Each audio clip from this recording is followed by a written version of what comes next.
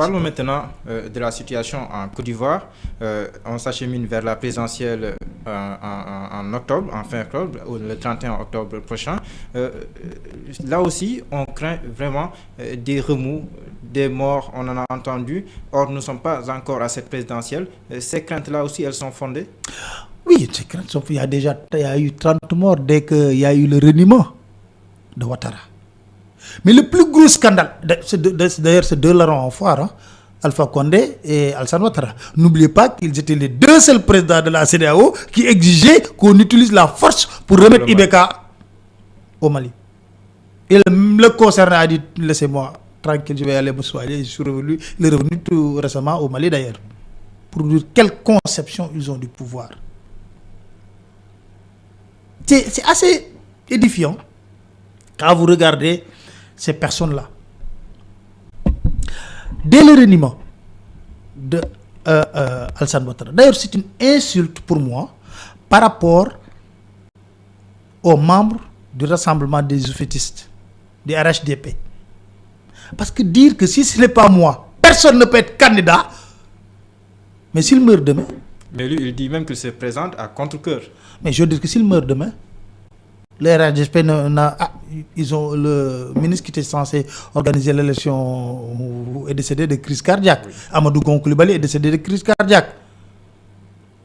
C'est un président de la République, c'est vrai, mais il peut avoir une crise cardiaque. Et s'il meurt demain, je ne le souhaite pas. Le RHDP ne va pas chercher un candidat. Ou bien il reconnaît qu'aujourd'hui, toutes les personnes qui postulent au niveau de cette présidentielle ou qui souhaiteraient postuler sont meilleures que ces hommes qu'il a au niveau du RHDP. C'est ça que ça signifie. Si ce n'est pas moi, c'est le déluge. Et puis c'est manquer de respect même aux Ivoiriens de leur dire qu'il me faut un successeur. Ce n'est pas lui de choisir son successeur. C'est au peuple ivoirien de choisir leur successeur. Et l'escalade a commencé. Aujourd'hui, Guillaume Soro est en train de faire des révélations suite à l'interview de Alassane Ouattara, qui a dit que les exactions commises par Guillaume Soro méritent que ce dernier soit condamné à vie. Et Guillaume Soro, hier, lui a dit, révélation pour révélation, je commence lundi. Et aujourd'hui, il a dit que, contrairement à ce que tu as voulu faire croire à tout le monde, tu n'as jamais été un milliardaire. Ce sont tes hommes, Ahmed Bakayoko et tout ça, qui venaient au niveau de la rébellion de la Bouaké et de Bouaké pour prendre l'argent. On va aller jusqu'où là? Guillaume Soro qui ne va pas participer à cette présidentielle. Mais ce qu'il a fait, c'est scandaleux. Ouattara, qui a modifié la constitution, c'est lui. Il a introduit aussi le parrainage. Oui, non, mais qui a modifié d'abord la constitution pour dire que je ne peux pas être candidat à un troisième mandat, c'est lui.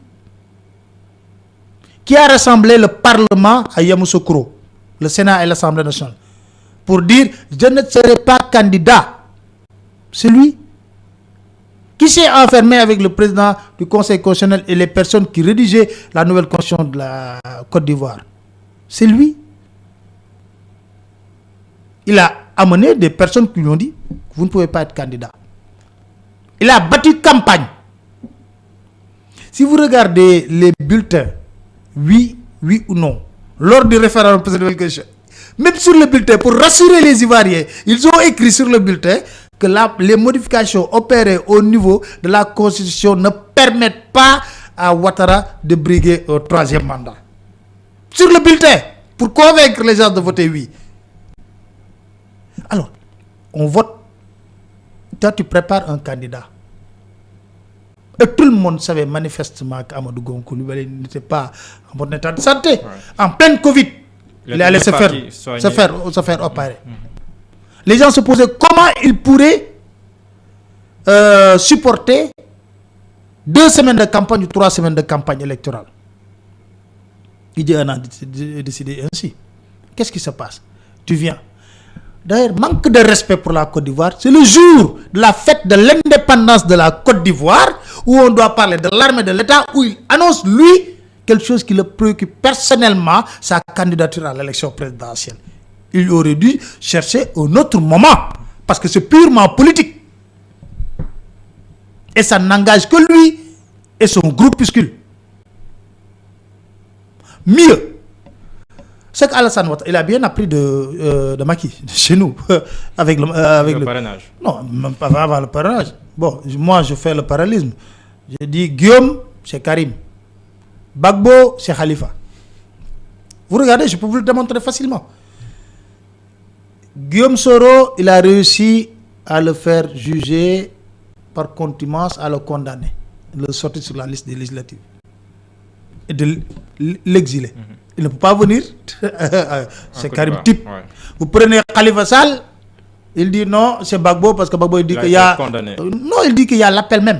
L'appel de la CPI, donc on ne peut pas le mettre sur les listes législatives.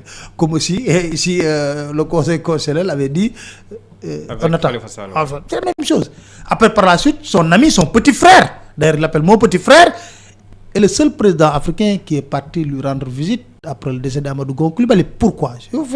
C'est Big Togo qui devait venir ici au Sénégal et comprendre le mécanisme du parrainage. Entre-temps, il y a eu la mort d'Amadou Gon Coulibaly.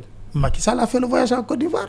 Il a expliqué. Donc c'était ça la véritable raison. La véritable, c'était ça. Tout le monde le sait parce que Big Togo devait venir. Avant qu'il vienne, moi, Adama Big Togo, celui qui a pratiquement tous nos milliards. 13 milliards sur l'histoire des visas et d'autres milliards sur l'histoire de l'université qu'on devait construire. Et qui, quand même, c'est extraordinaire, quoi. Comment il est là? Bon, bref. Alors, il est parti là-bas, avec comme argument, il va présenter des condoléances suite. C'est l'astuce. Alors, on fait un parrainage où on élimine Mabry Touakes, on élimine Mamadou Coulibaly. Vous savez, Mamadou Coulibaly, c'était qui? C'était l'ancien président de la Côte d'Ivoire au temps du FPI, qui est un homme très engagé dans le combat. Le débat qu'on pose aussi sur le franc CFA, sur nos relations avec la France, c'est lui qui l'avait incarné le plus, Mamadou Coulibaly. D'ailleurs, c'est pourquoi les Français ne l'aiment pas trop. Il élimine ces personnes. Et puis, il crée un candidat. Le candidat qu'il a créé, tout le monde le sait. Kona Bertin. C'est 4 candidats. Le petit poussé, celui qui est... Mais Kona Bertin, non. Il y a aussi de grands noms de la politique. Mais qui ont... Non. Comme Bégué, par exemple. Oui, c'est Bégué qui passe. Afin Guessan. Alassane Ouattara. Kona Bertin. Ils sont 4 candidats. Afin Guessan. Bégué, ils sont pour la désobéissance civile. Il n'y a que Kona Bertin aujourd'hui qui va à campagne. Oui. Kona Bertin, c'était l'ancien responsable des jeunes du PDCI. Kona Bertin, c'était l'ancien responsable des jeunes du PDCI. Alors, tout le monde dit que c'est le candidat pour sauver la présidence. Parce qu'il suffisait que lui, qu'il rejoigne Afin Guessan et Henri Konan Bédié, Alassane Ouattara sera le seul candidat à la présidentielle. Comme ce qui risque de se passer au Bénin. Voilà. Donc, pour vous dire, il sera le seul. Comment homologuer une présidentielle pareille? C'est pourquoi Konan Bertin... Il y avait 38 candidats au parrainage. Oui, mais il a réussi avec le parrainage. C'est l'histoire des algorithmes. Macky a fait l'histoire des algorithmes avec 5 candidats. Lui fait l'histoire des algorithmes avec 4. Aujourd'hui, le temps même, il a essayé de négocier avec Bédié. Mais regardez par exemple la position de la CEDEAO sur la Côte d'Ivoire. Ils ont dit, oui, nous appelons. Mais ils sont là-bas. Même ils ont dit que oui, l'opposition doit lâcher de l'Est pour participer à l'élection. Mais eux, ils sont concernés par leur propre système électoral. Ils estiment que l'élection présidentielle là n'est pas inclusive et solidaire. Ils ne vont pas y participer. Parce qu'il y a une candidature illégale. Même l'ONU a été plus courageux. Guterres a fait un communiqué pour dire nous appelons le pouvoir à organiser une élection présidentielle inclusive. Et vous savez, on a entendu même Ouattara dire, quand il est parti au village de Bagbo, dire quand je suis élu, je vous promets de vous ramener votre fils. Donc c'est lui qui décide du sort de Laurent Gbagbo au niveau de la CPI. S'il doit venir en Côte d'Ivoire ou s'il ne doit pas venir. C'est cette conception qu'ils ont du pouvoir, moi, qui me choque et qui me révolte.